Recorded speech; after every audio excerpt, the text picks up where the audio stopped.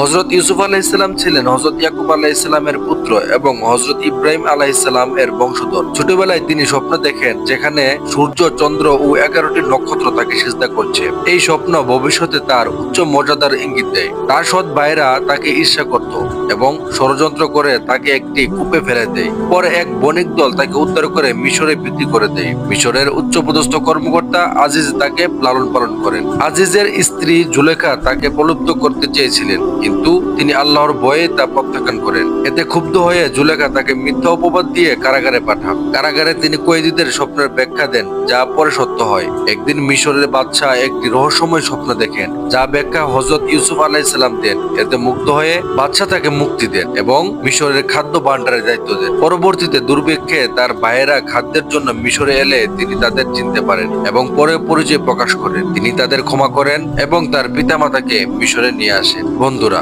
হযরত ইউসুফ আলাইহিস সালামের জীবনে ধৈর্য, সততা, নিরপরায়ণতা ও আল্লাহর প্রতি আস্থার শিক্ষা দেয়। তার কাহিনী আমাদের শেখায় যে কঠিন সময়েও আল্লাহর উপর ভরসা রাখলে সফলতা অবশ্যই আসবে। বন্ধুরা, এরকম ইসলামিক সুন্দর সুন্দর ভিডিও পেতে আমার চ্যানেলটি সাবস্ক্রাইব করে পাশে থাকুন। ধন্যবাদ।